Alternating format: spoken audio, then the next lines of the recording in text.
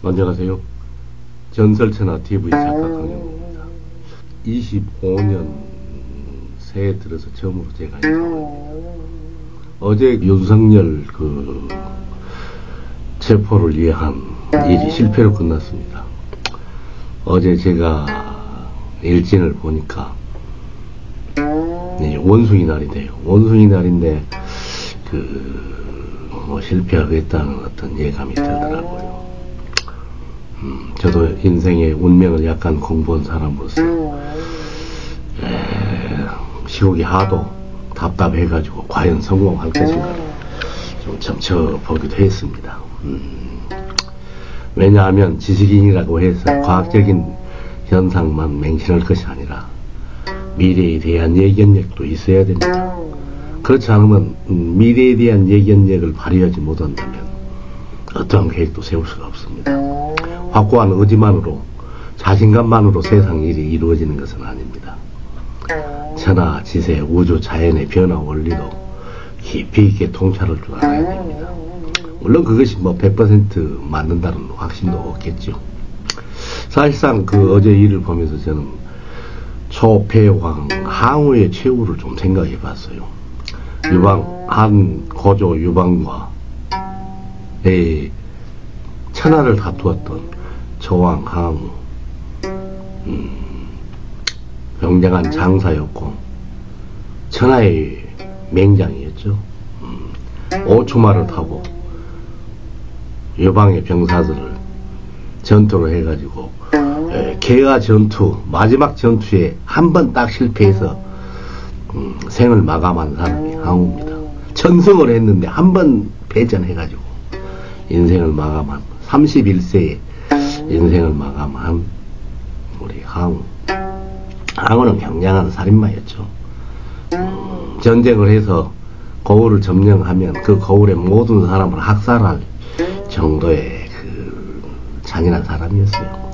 덕을 쌓지 못했던 항우는 결국 마지막 책사인 범증이마저도 떠나게 되고 결국 실패하고 말죠. 범증이 그랬잖아요. 홍문전에서 유방을 죽여라. 오늘 죽이지 못하면 당신은 천하 통일하지 못한다.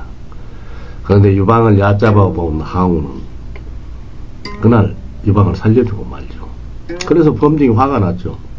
범증은 원래 성격이 좀 조급하고 괴팍하기도 했죠. 어린 놈하고 일 못하겠구나 하고 거기 유명한 뭡니까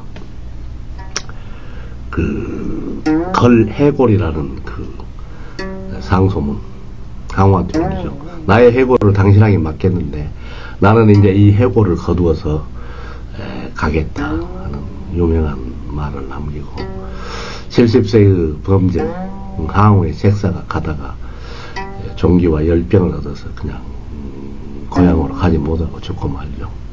이제 항우는 마지막 전투에서 28명과 5강 앞에서 마지막 이제 최후를 맞이하게 됩니다. 최후는 상당히 비장해요. 항우가 학살자였고 유방보다가 덕도 없었고 했지만 마지막 비장한 최후를 맞이한 것 때문에 패왕별이라는 중국의 뭡니까 가극입니까? 그런 것도 남고 여러 가지 문학적인 성과도 있고 그러죠. 그런데 마지막에 이제 항우가 어강 앞에서 28명과 유방의 군사와 사면 초과의 상황에서 신하 정강한테 그러죠. 정강 어서 저 배를 타고 강을 건너가게. 오추마 평생 나하고 전투를 했던 이 오추마를 자네에게 주겠네. 그러니까 어찌 갈 수가 있겠어. 강동으로 돌아가서 우리 다시 제기합시다 하니까 항우가 비장하게 그러죠. 강동에 돌아가는 것은 좋지만 돌아갈 수도 있겠지만 제기할 수도 있겠지만 내가 가면 나와 함께 했던 병사들, 내 아들은 어디다 두고 혼자 돌아왔어. 다 죽어버리고 내 남편은 어디다 두고 혼자 돌아왔어. 강동 백성들의 원망을 어떻게 견딜 수 있겠는가 하고 마지막 전투를 하죠. 그런데 이제 자기의 부하였던 누굽니까? 여마통이 말을 몰고 와서 이제 항우에게 대적을 하죠. 항우가 고함을 치죠. 이놈 너는 나의 부하였는데 어찌하여 나에게 칼을 들이대느냐. 그러니까 염화통이 탔던 말도 놀라서 하늘로 벌쩍 뛰고 염화통이 더 놀라가지고 과연 제가 어떻게 해야 되겠습니까? 명령만 내려주시오 하고 염화통이 그래요. 항우의 부하였는데 이제 유방한테 견제라고 간 장군이죠. 그러니까 항우가 물어보는 거예요.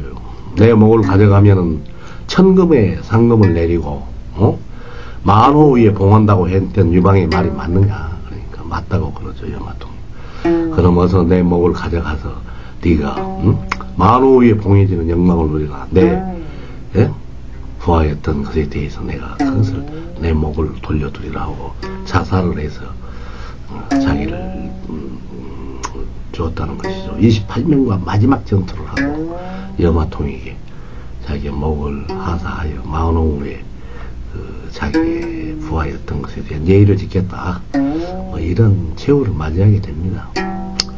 보면은 유방은 항우처럼 용장은 아니었으나 장수로서 칼을 빼들고 싸울 수 있는 사람은 아니었으나 그 사람은 덕이 있었죠. 항우보다는 덕이 많았어요. 백성들을 사랑하고 백성에 대한 인자함을 베풀고 그래서 결국 천하통일은 유방한테 돌아가고 항우는 자신의 힘만 믿다가 날뛰다가 한 명의 마지막 있던 범정 책사마저도 이용해 쓰지 못했다. 그래서 유방이 그랬다잖아요.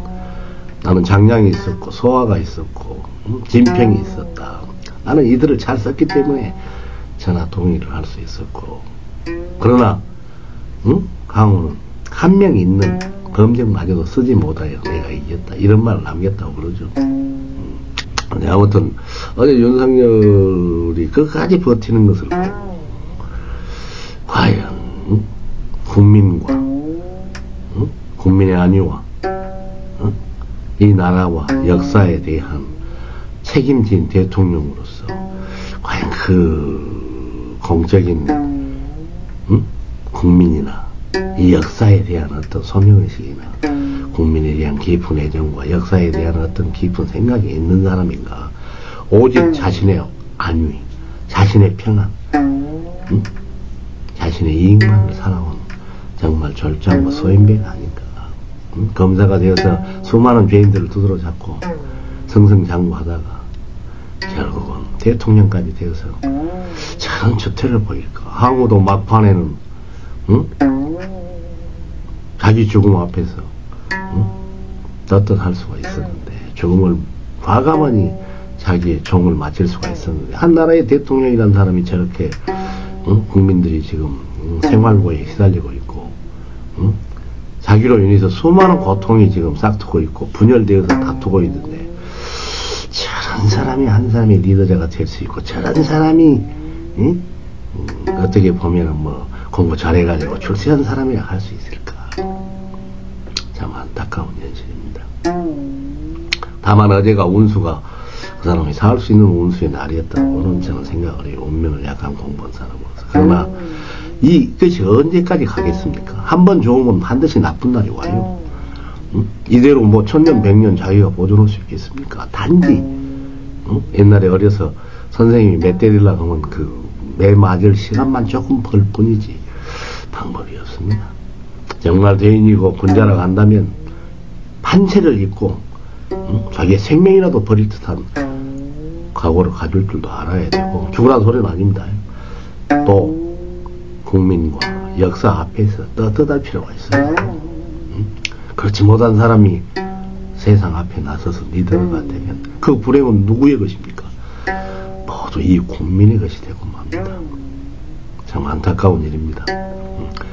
아무튼 잘 풀리겠지요. 언제까지 이 얼음이 어는 겨울이 계속 지속되지는 않습니다. 반드시 또 봄이 옵니다. 우리 국민들이 좀 힘들더라도 그 봄을 향하여 최선을 다해서 잘 살아봅시다. 감사합니다.